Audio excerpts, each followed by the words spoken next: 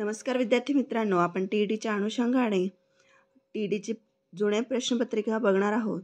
तर बघा, मराठीत विचारण्यात आलेले प्रश्न, शब्दांच्या एकूण जातीपैकी किती शब्द जाती अविकारी आहेत? तर आपल्याला या ठिकाणी अविकारी विचारलेला आहे। तर बघा, पूर्ण 8 आहेत व विकारी 4 आणि अविकारी 4, म्हणून पर्याय क्रमांक 1 4 आहेत। त्यानंतर पुढचा प्रश्न विचारण्यात आलेला होता, नव्याची नवलाई साऱ्यांनाच वेळ लावते या वाक्यातील भाववाचक नाम ओळखा। तर भाववाचक नाम ओळखायचं आहे। पर्याय दिलेले होते वेळ, नवलाई, नव्याची आणि लावते।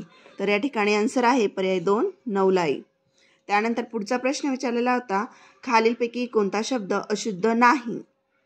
तर या ठिकाणी बघायचे आपल्याला, पहिला दिलेला आहे पूजनीय, दुसरा आहे परीक्षागृह, तिसरा आहे तज्ञ आणि चौथा आहे या ठिकाणी आशीर्वाद। तर या ठिकाणी आन्सर आहे पर्याय 4 आशीर्वाद।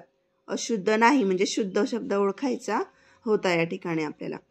त्यानंतर पुढचा प्रश्न विचारण्यात आलेला होता, वाऱ्याने हलते रान यातील रान या नामाचे लिंग ओळखा। पर्याय दिलेला आहे पर्याय 1 नपुंसक लिंग, पर्याय 2 स्त्रीलिंग, पर्याय 3 पुल्लिंग, पर्याय 4 यापैकी नाही।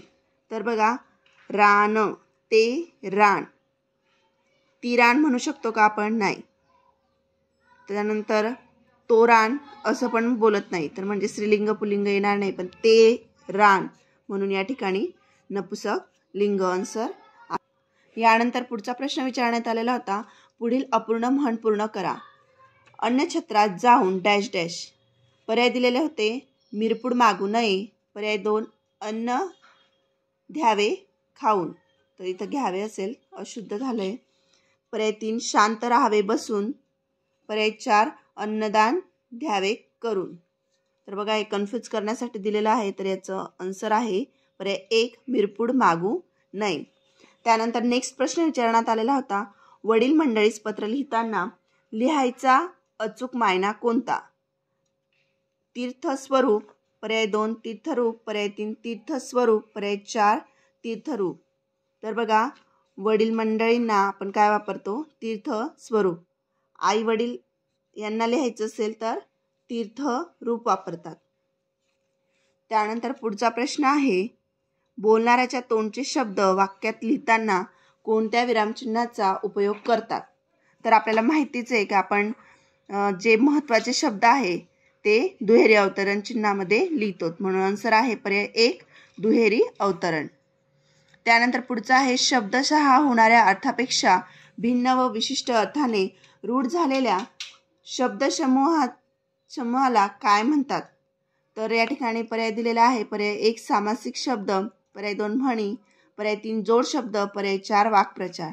तर आन्सर आहे वाक्प्रचार, कारण वाक्यप्रचाराचाच अर्थ हा विभिन्न निघतो, तर त्याच्यामुळे आन्सर आहे वाक्प्रचार। त्यानंतर नेक्स्ट आहे, कमळ या शब्दाचा समानार्थी नसलेला शब्द विचारलेला आहे। सरोज, पंकज आणि राजीव हे समानार्थी शब्द आहेत। पद्मा हे शब्द नाही आहे, पदम आहे परंतु पद्मा हा शब्द नाही आहे। त्यानंतर पुढचा प्रश्न आहे, धान्य पाखडण्याचे साधन या शब्दसमूहासाठी वापरला जाणारा एकच अचूक शब्द ओळखा। तर आपल्याला हे सगळ्यांना माहिती आहे, पर्याय 1 ताट, टोपले, हवा आणि सूप। तर हा अगदी सोपा प्रश्न होता, सूप। गटात न बसणारा शब्द कोणता? पर्याय 1 गाय, पर्याय 2 वासरू, पर्याय 3 लेकरू, पर्याय 4 फूल। तर या ठिकाणी आन्सर आहे गाय, ते वासरू, ते लेकरू आणि ते फूल, बाकी ती गाय हे काय आहे? स्त्रीलिंगी। त्यानंतर पुढचा आहे, विरुद्धार्थी चुकीची जोडी ओळखा। तर प्रासाद आणि राजवाडा हीच आपली हे समानार्थी शब्द आहे, हे विरुद्धार्थी नाहीत। गुडगुडीत खडबडीत हे विरुद्धार्थी आहे। कृतज्ञ कृतज्ञ, शिक्षा बक्षीस हे विरुद्धार्थी शब्द आहे, म्हणून या ठिकाणी आन्सर आहे पर्याय 1 प्रासाद राजवाडा। त्यानंतर नेक्स्ट आहे, कोणत्या नामाचे वचन बदलत नाही? ते घड्याळ, ते आसू, ते पाणी आणि 4 पिल्लू। तर कोणत्या याचे बदलत नाही? घड्याळ घड्याळे, आसू आसवे, पाणी पाण्याचं हे बदलत नाही, पिल्लू पिल्ले। तर या ठिकाणी आन्सर आहे पर्याय 3 पाणी। या ठिकाणी आन्सर आहे आपलं पर्याय 3 पाण्याचं हे वचन बदलत नाही। त्यानंतर नेक्स्ट क्वेश्चन, सामान्यतः स्त्रियांना दागदागिने व भारी कपड्यांची भारीच आवड असते. यातील भारी या शब्द कोणत्या जातीमध्ये येतो? तर या ठिकाणी सहज ओळखता येईल की विशेषण, कारण या ठिकाणी काय केलेलं आहे, भारी शब्द विचारलेला आहे. तर या ठिकाणी आन्सर आहे पर्याय 1 विशेषण. त्यानंतर नेक्स्ट प्रश्न विचारलेला आहे, उजाळले तेव्हा सकाळचे 6 वाजले होते. यातील उजाळले या क्रियापदाचा प्रकार कोणता? पर्याय 1 भाव कर्तृत्व क्रियापद, पर्याय 2 धातू साधित क्रियापद, पर्याय 3 संयुक्त क्रियापद आणि पर्याय 4 अकर्मक क्रियापद. तर या ठिकाणी उजाळले भाव कर्तृत्व क्रियापद आहे. त्यानंतर सर्वनामाचे एकंदर किती प्रकार आहेत? तर आपल्याला सगळ्यांना माहिती सर्वनामाचे 6 प्रकार आहे. तर या ठिकाणी आन्सर आहे 6. त्यानंतर नेक्स्ट आहे, हो तर अगदी बरोबर 110 मोहऱ्या होतात. वाक्यप्रकार ओळखा. तर हा आहे उद्गारार्थी नाही, नकारार्थी नाही, होकारार्थी आहे. ठीक आहे. त्यानंतर नेक्स्ट, मान्य या शब्दापासून तयार होणारा उपसर्गयुक्त अचूक शब्द कोणता? पर्याय 1 मान्यता, पर्याय 2 मान्यवर, पर्याय 3 माननीय, पर्याय 4 अमान्य. तर सहज लक्षात येतं अमान्य. या ठिकाणी उपसर्गयुक्त विचारलेलं आहे म्हणून अमान्य. पर्याय 4 अमान्य. खालीलपैकी स्वरादी वर्ण कोणते? अम आणि आहा हे स्वरादी वर्ण आहेत.